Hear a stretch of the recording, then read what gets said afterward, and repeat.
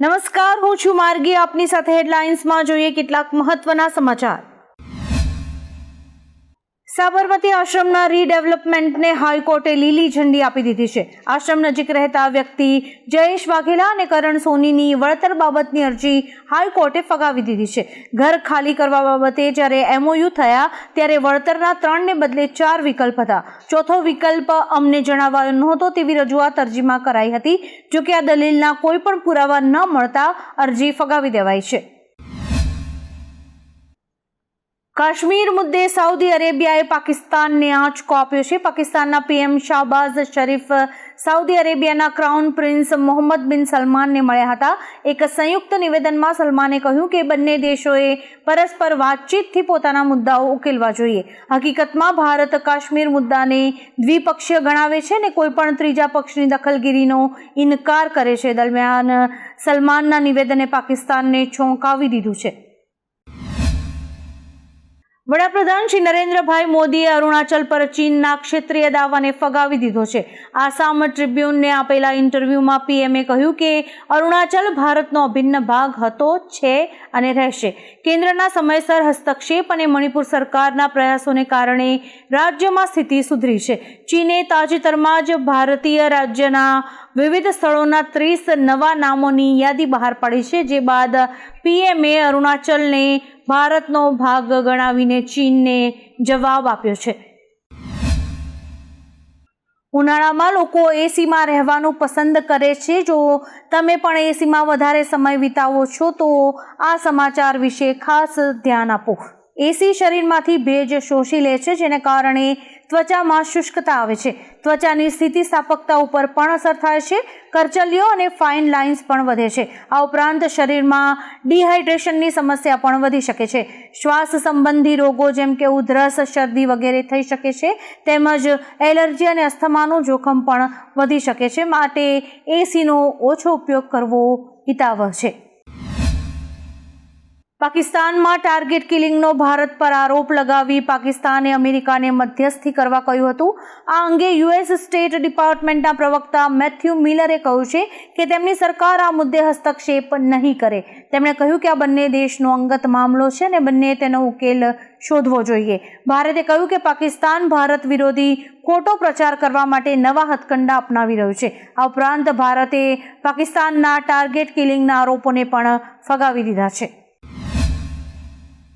CBSE બોર્ડે ધોરણ 11 અને 12ની પરીક્ષા પદ્ધતિમાં બદલાવ કર્યો છે. જે મુજબ હવે પેપર સ્ટાઇલમાં નાના સવાલોને 40% ને બદલે 30% મહત્વ અપાશે.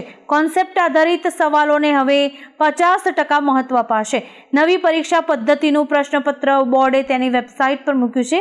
પરીક્ષા પદ્ધતિમાં આ ફેરફાર નવી રાષ્ટ્રીય શિક્ષણ નીતિ અંતર્ગત કરાયો છે. આગામી સમયમાં ધોરણ 9 અને 10 માટે પણ આ અંગે વિચાર કરવામાં આવી શકે છે. સુરતના ડુમ્મસ રોડ પર આવેલા પ્રખ્યાત વીઆર મોલને બ્લાસ્ટ કરવાની ધમકી મળી છે. પ્રાપ્ત માહિતી અનુસાર વીઆર મોલને ધમકીનો મેલ આવ્યો હતો. મેલમાં લખ્યું હતું કે જેટલાને બચાવવા હોય તેટલાને બચાવી લો, મોલમાં બ્લાસ્ટ કરવામાં આવશે. અત્યારે આખો મોલ ખાલી કરવામાં આવ્યો હતો અને ઉમરા પોલીસ ઘટના સ્થળે પહોંચી હતી. આ સિવાય દેશમાં કુલ 52 જગ્યાએ આવા ધમકી ભર્યા ઈમેલ આવ્યા છે.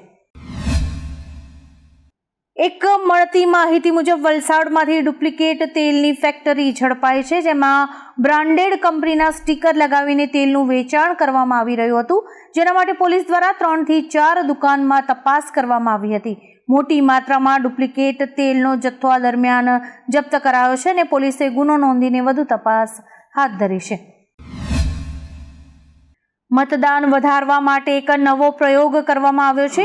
મહિલા મતદારોને મુખ્ય ચૂંટણી અધિકારી ગુજરાત દ્વારા મતદાન માટે આમંત્રણ આપતો એક પત્ર પાઠવાયો છે. સહકુટુંબ મતદાન કરવા માટે આમંત્રણ આપવામાં આવ્યું છે. 20 લાખથી વધુ મહિલાઓને આમંત્રણ મોકલાઈ રહ્યું છે. આ આમંત્રણ પત્રિકા પણ સોશિયલ મીડિયામાં વાયરલ થઈ રહી છે. હવેથી તમે ફ્લિપકાર્ટમાં બસ ટિકિટ બુકિંગ કરી શકશો.